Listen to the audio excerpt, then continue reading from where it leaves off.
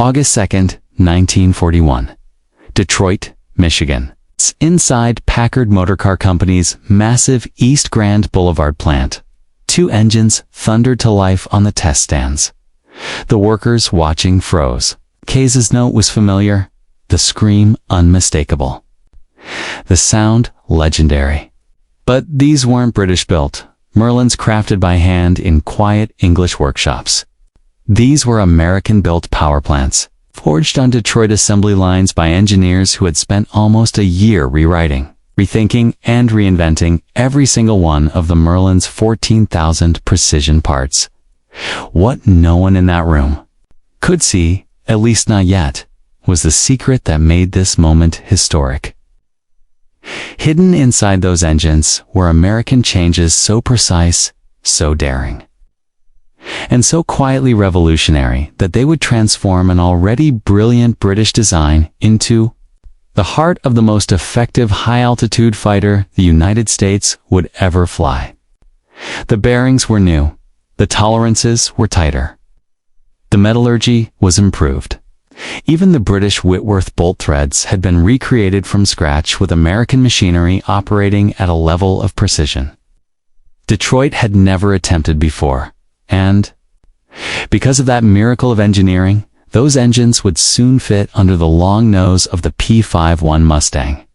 They would push American fighters higher, faster, and farther than the Germans ever thought possible. They would escort U.S. bombers deep into the heart of Nazi Germany and bring thousands of American airmen home alive. That roar echoing through the Packard plant was more than a test run. It was the sound of Detroit preparing to change the air war over Europe forever. Before we dive deeper into this unbelievable transformation, hit subscribe and tell me in the comments where you're watching from. The moment those Packard-built engines roared in Detroit, the United States Army Air Forces were facing a crisis that threatened every bombing mission over Europe. America had a fighter they loved, the P-51 Mustang, but at high altitude it simply could not survive. The Allison engine inside it was fast and aggressive, below 15,000 feet. But the instant it climbed toward the bomber formations it was supposed to protect, the power faded away. German fighters operated comfortably at 25 to 30,000 feet. And the Mustang's single-stage supercharger just could not keep enough air flowing into the cylinders to maintain its strength. Above 25,000 feet, the Allison-powered Mustang wheezed, struggled, and lost almost half its horsepower. At 30,000 feet, where B-17 Flying Fortresses carried out their long-range bombing runs, the Mustang became nearly useless. U.S. bomber crews paid the price. Every week, American formations launched missions deep into German territory with almost no fighter escort capable of staying with them all the way to the target and back.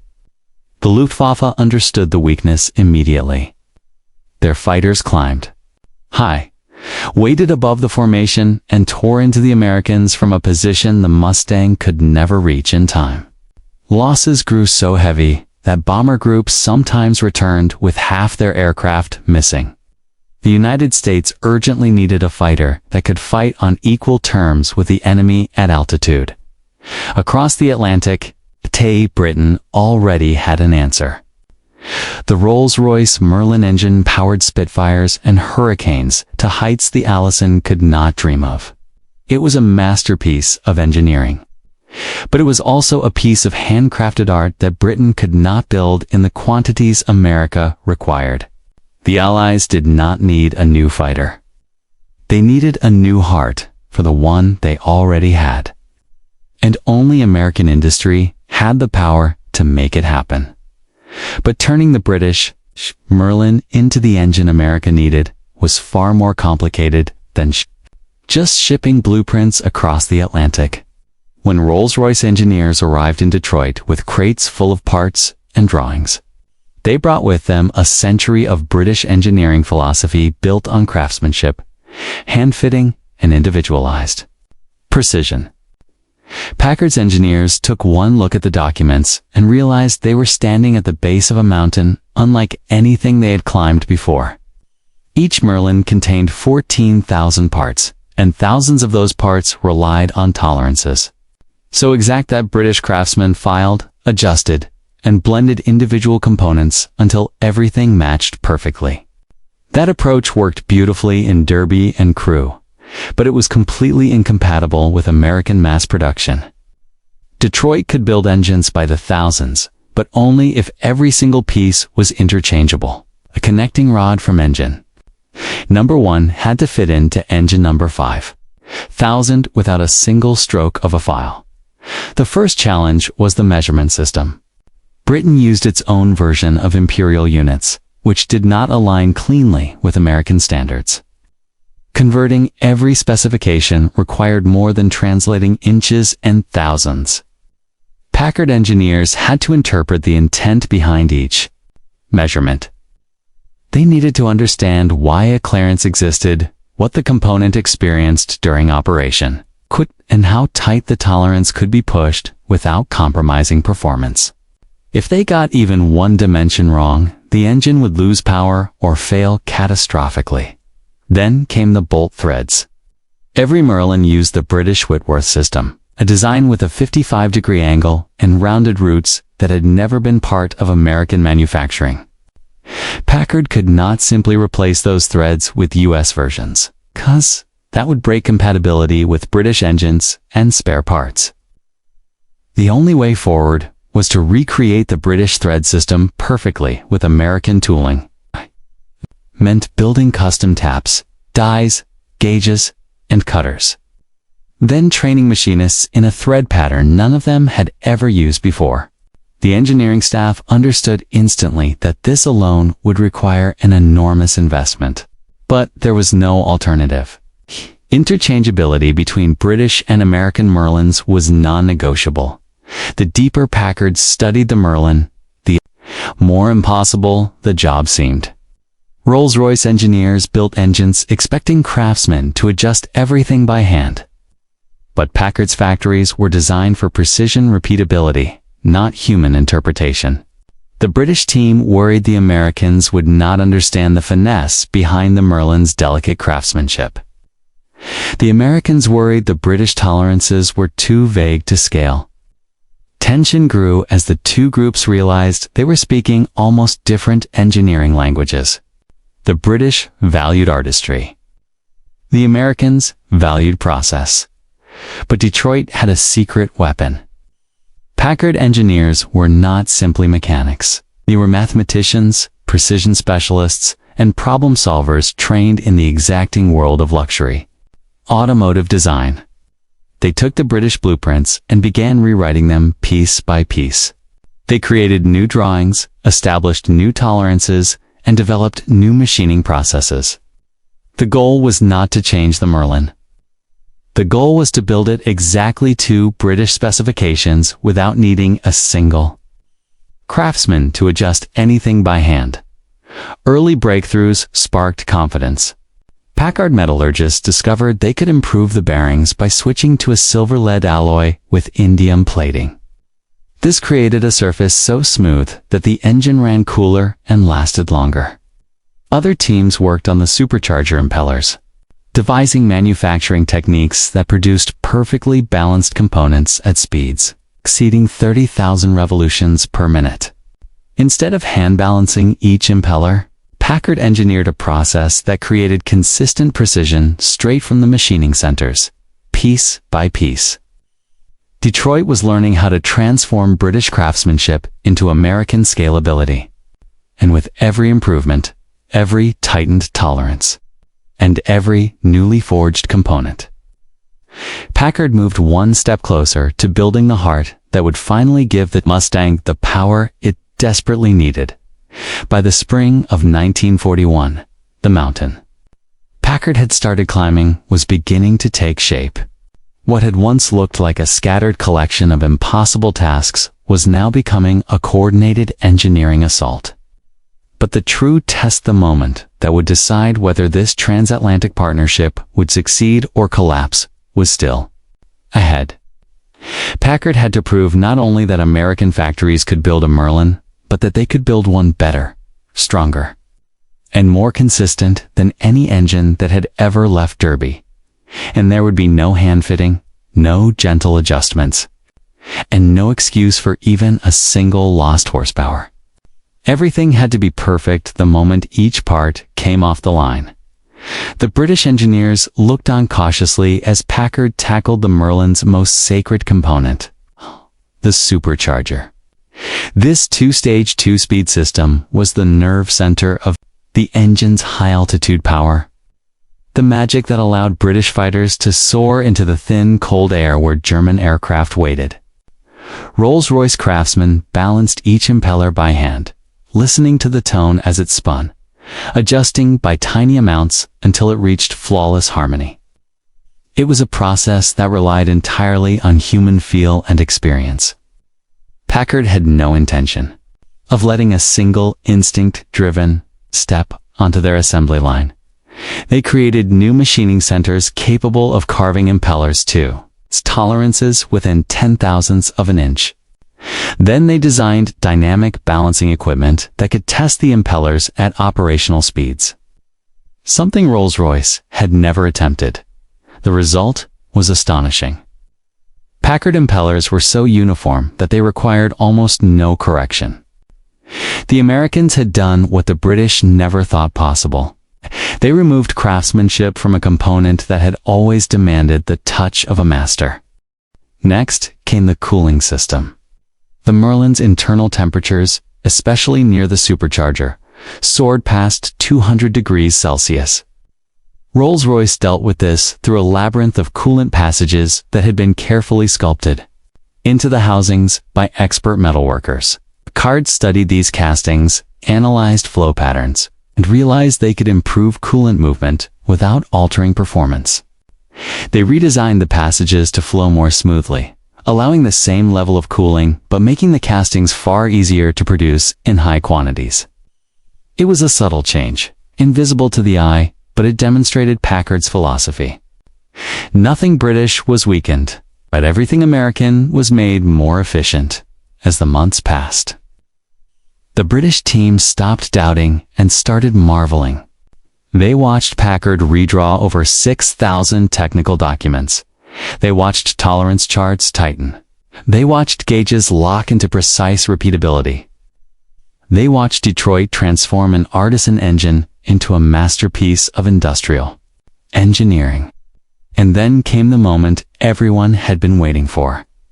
On August 2nd, 1941, in Packard's East Grand Boulevard plant, the first V165 OTHA Americanized Merlin was bolted to a test stand. Engineers crowded around, their faces bright with anticipation. British representatives stood with arms folded, hoping but not yet believing. The engine coughed once, then roared to life. The sound was unmistakable. It wasn't just right. It was perfect. In that instant, a line had been crossed. Packard had done more than replicate a British engine.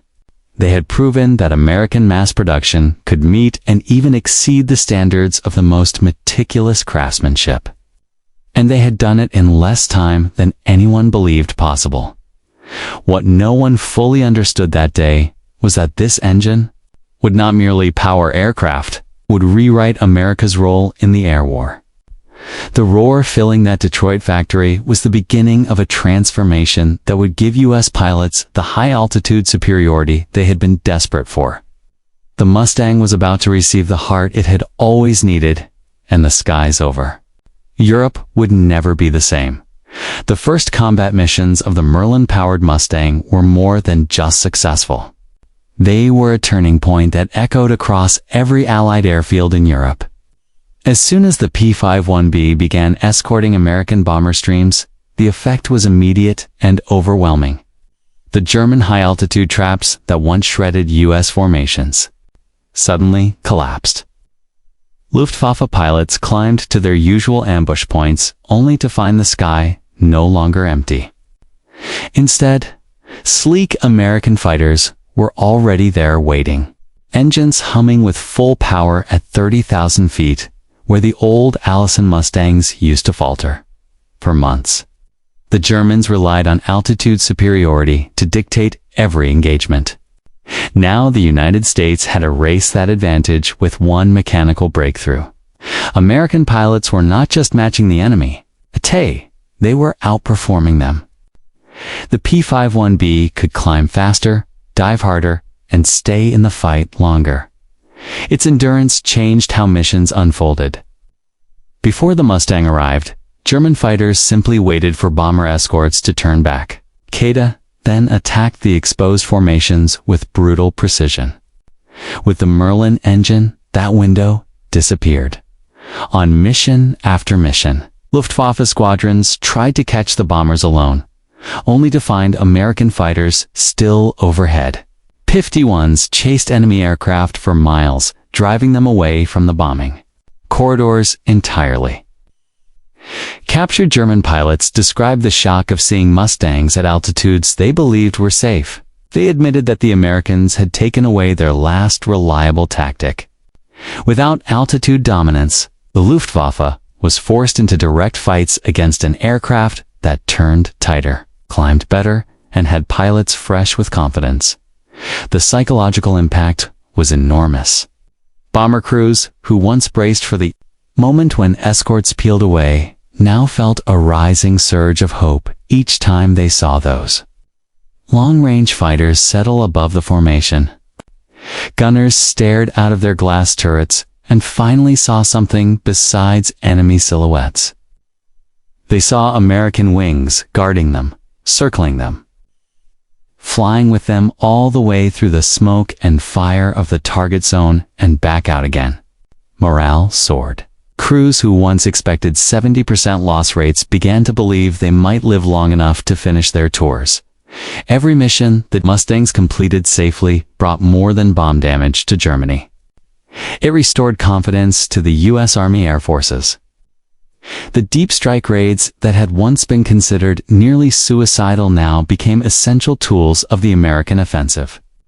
Oil refineries, ball bearing plants, aircraft factories, and rail hubs that were once out of reach fell under relentless attack because the U.S. finally had the fighter that could reach them, fight over them, and return home with each successful escort operation. American commanders recognized that the Merlin-powered Mustang had done more than fix a weakness. It had turned the entire strategic air war in favor of the United States. For the first time, the USAAF could strike targets deep inside occupied Europe without gambling the survival of entire bomber groups. The Luftwaffe could not adapt quickly enough. Every pilot they lost was another irreplaceable veteran. Every mission the U.S. completed was another step toward crippling Germany's war machine. The Mustang was not just performing well. It was rewriting the rules of the air war. The engine that had once limited its abilities had been replaced with a power plant that unlocked its true potential. The United States had taken a brilliant airframe, merged it with world-class engineering, and given it the range and altitude performance the war demanded. The result was a weapon the enemy could not counter, a guardian the bombers could rely on, and a symbol of American ingenuity fully realized. The tide had shifted, and everyone on the front lines felt it. The Americans were no longer fighting. Uphill, they were pushing forward with a machine built to carry them to victory. As winter tightened its grip on Europe, and the Allies prepared for the most punishing phase of the air war, the P-51 Mustang reached the moment that would define its legacy. The Luftwaffe, bleeding pilots and struggling to keep aircraft in the air, launched a desperate counteroffensive. Mass fighter attacks designed to overwhelm American formations before the Mustangs could intervene. German commanders believed that if they could deliver one catastrophic blow against the U.S. bomber force, they might disrupt the strategic bombing campaign long enough to recover. It was a gamble born from desperation, and it collided head-on with the full strength of the Merlin-powered Mustang. On a frigid morning in early 1944, hundreds of German fighters rose from airfields scattered across occupied Europe. Their target was a massive American strike force heading toward the industrial heartland of Germany. The Luftwaffe poured everything into this attack. Bf-19s, FW-190s. Even heavy twin-engine fighters equipped with rockets meant to scatter the bomber formations. For the pilots in the B-17s and B-24s, this looked like the nightmare scenario they had feared for years. They saw huge formations of enemy aircraft diving toward them from above, from the sides, and head-on. But this time, the United States was ready, high above the bombers in perfectly timed intervals. Groups of P-51 Mustangs appeared like guardians answering a call. Unlike earlier in the war, these escort fighters were not turning back at the German border. They were there at the start. They were there as the enemy approached, and they stayed even as the sky erupted into chaos. The Merlin engines roared at full power as American pilots dove straight into the densest concentration of German fighters they had ever seen. The opening seconds were a violent blur of tracer fire, smoke trails, and desperate maneuvering. German pilots expected to bounce the bombers cleanly, but instead they ran headfirst into a wall of American fighters who were faster, higher, and bursting with confidence. P-51s chased enemy aircraft through cloud banks, rolled into spiraling dives, and blasted through the German formations with relentless precision. What followed was a battle so intense that even hardened.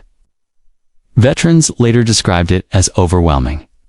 Dogfights stretched across miles of sky. Every time a German fighter tried to break through the Mustang screen, another American pilot intercepted it. Every time the Luftwaffe attempted to regroup, the P-51s tore into them again. The Merlin engine turned the Mustang into a relentless predator, able to climb back into the fight within seconds of a diving attack. Down below, the bomber crews watched the impossible unfold. Instead of the Luftwaffe ripping through their formations, they saw Mustangs knocking enemy fighters out of the sky, one after another. The radio channels filled with frantic calls from German pilots, shocked by the ferocity of the American defense. What was supposed to be their decisive strike had turned into a disaster by the end of the engagement. The Luftwaffe had lost so many aircraft and experienced pilots that the shock reverberated through German command. Their carefully planned counteroffensive had been shattered in a single day. American bomber losses dropped dramatically, and confidence surged through every U.S. air unit. What had once been the deadliest segment of the air war had transformed into a demonstration of overwhelming American air superiority.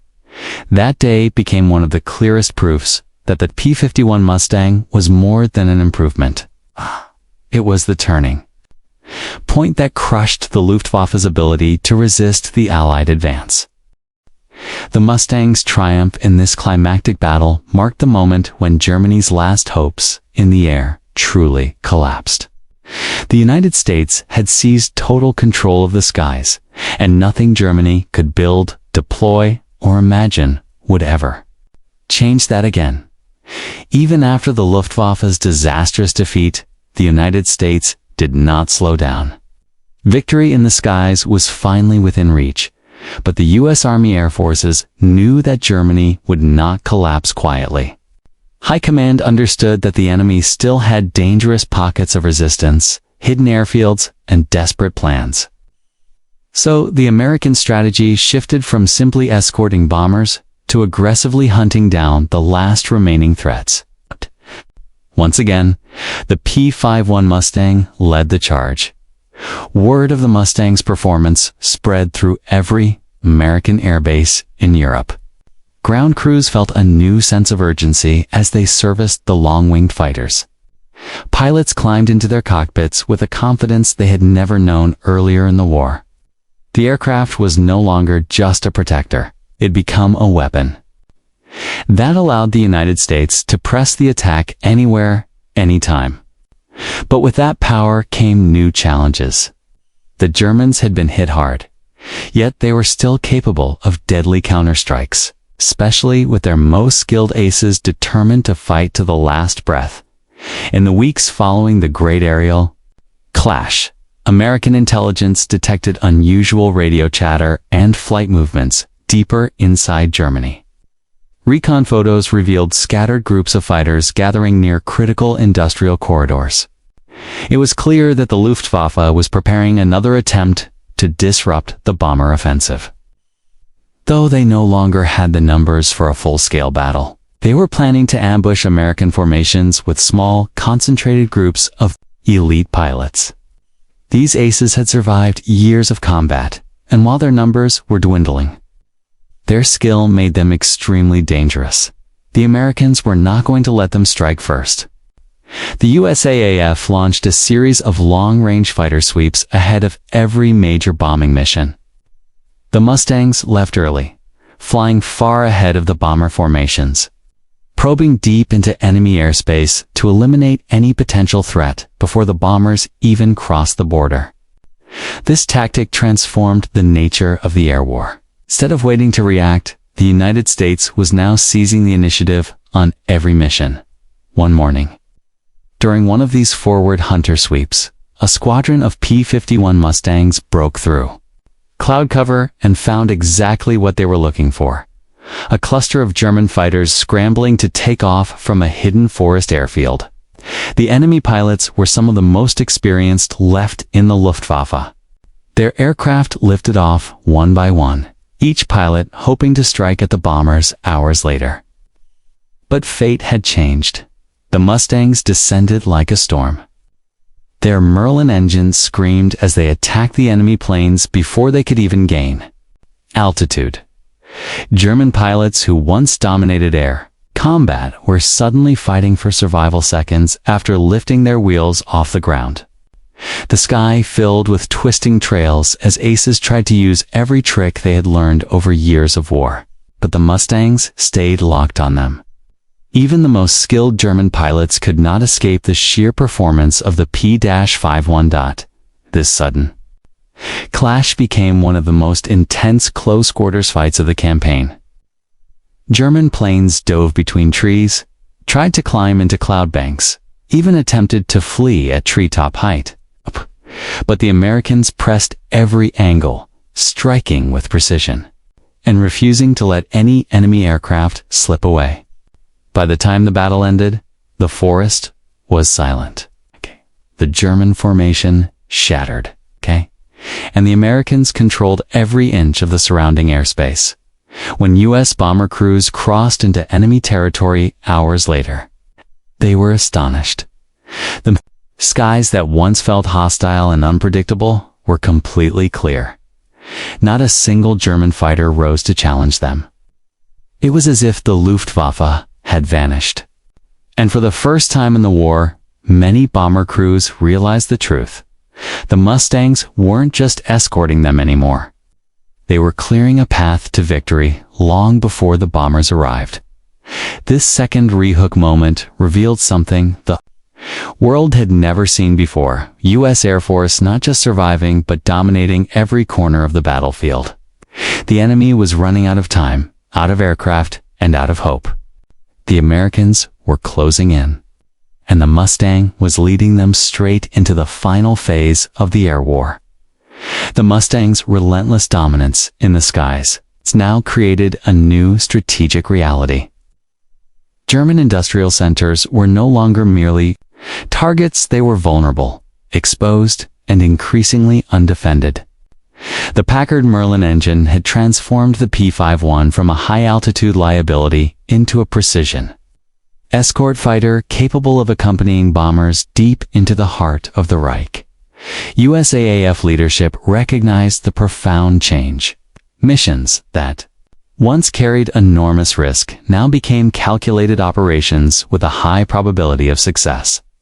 The psychological impact on both sides of the Atlantic was immediate. American crews gained a renewed sense of purpose and confidence, while German pilots understood, often too late, that the balance of power had shifted irreversibly.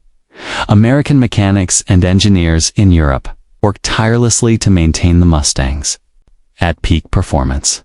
The Packard-built engines, already designed for interchangeability and long-term durability, allowed maintenance crews to service multiple aircraft efficiently. The legendary reliability of the V1650 meant that long-range sorties could be flown day after day with minimal downtime. Every Mustang that returned from a mission reinforced the fact that American engineering had matched British ingenuity and had done so at a scale the Allies desperately needed. This production and operational efficiency multiplied the Mustangs' effectiveness. Bomber formations experienced significantly reduced losses, allowing the strategic bombing campaign to intensify. Oil refineries, rail networks, and aircraft factories that had previously been shielded by Luftwaffe dominance were now in constant danger.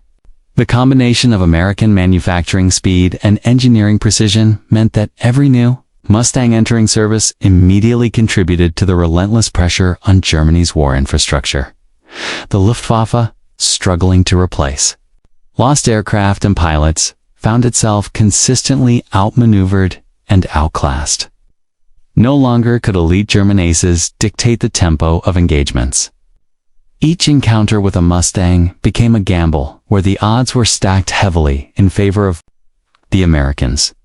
German commanders increasingly hesitated to engage, knowing that every loss was now compounded by America's superior production and supply chain.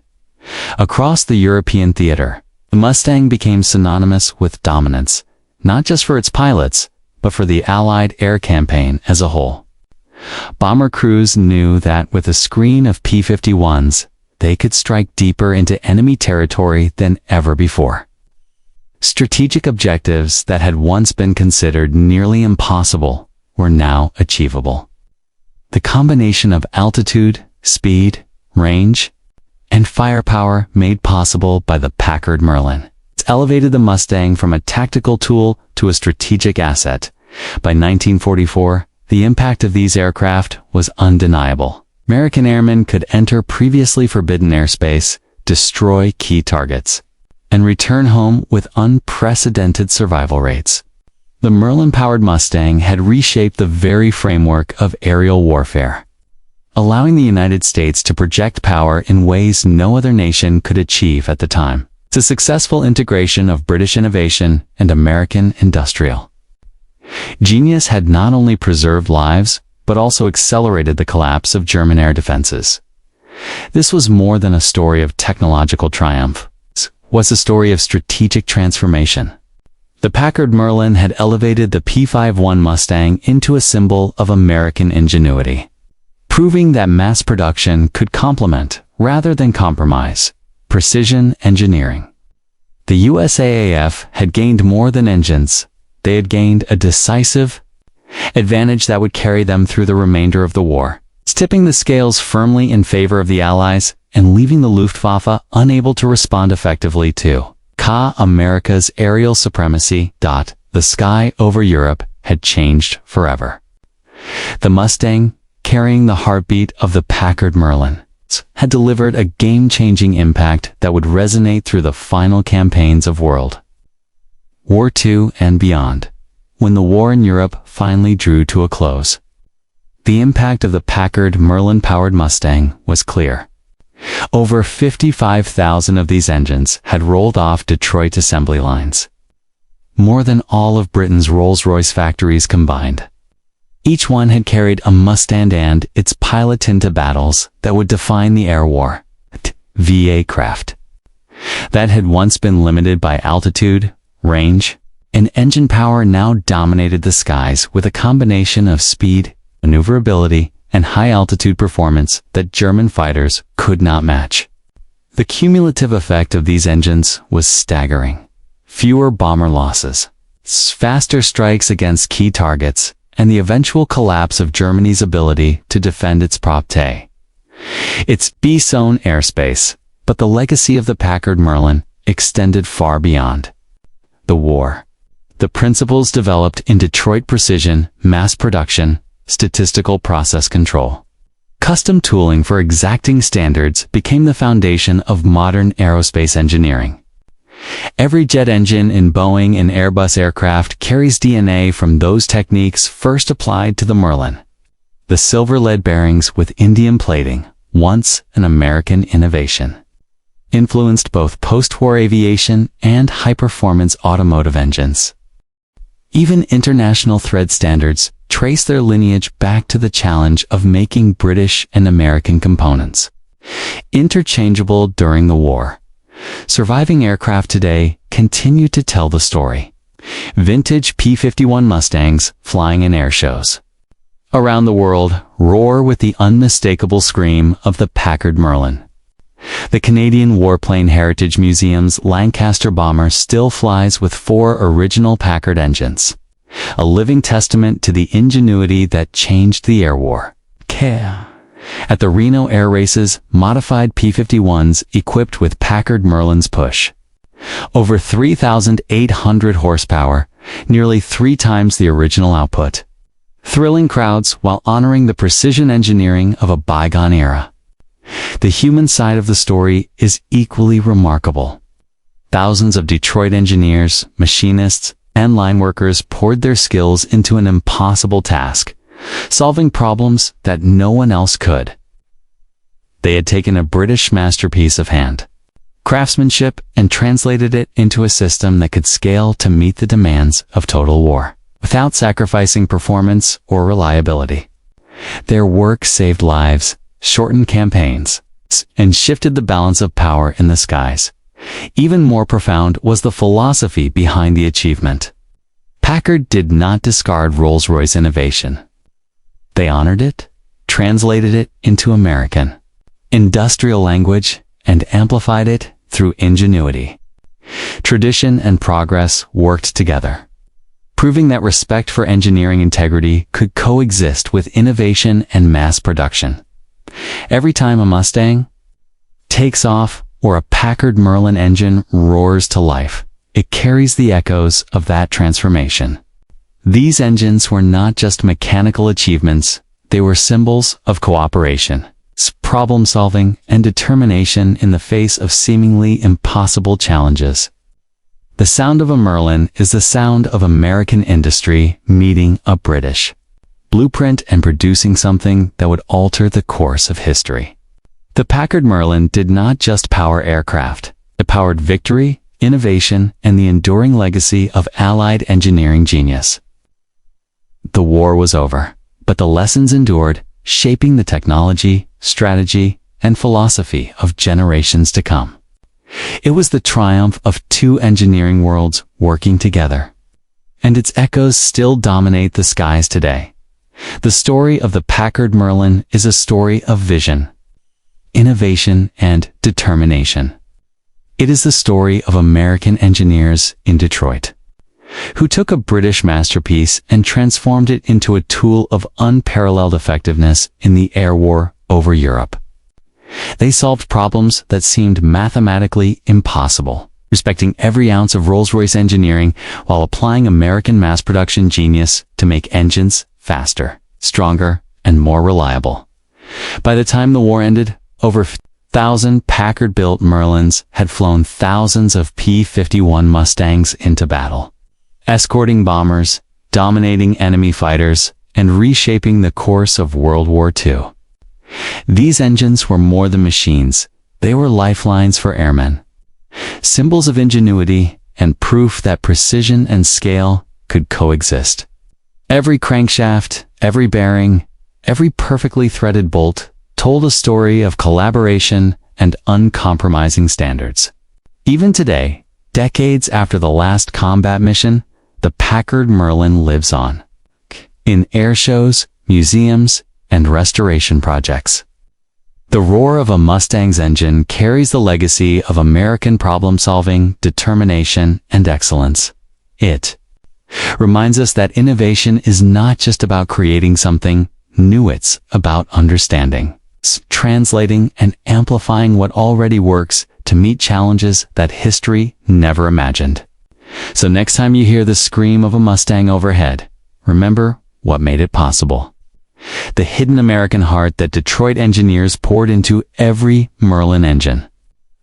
The relentless pursuit of precision, and the courage to take an impossible task and turn it into victory. That is the true story of the P-51 Mustang, and it is a story worth remembering. Because it was not just an airplane, it was a revolution in the sky. If you enjoyed this deep dive into one of World War II's greatest engineering achievements, make sure to subscribe to the channel and hit the notification bell. Every week, we uncover stories of innovation, courage, and brilliance that shaped history in ways textbooks never taught. The P-51 may have flown in the past, but its legacy and the lessons it teaches soars forever.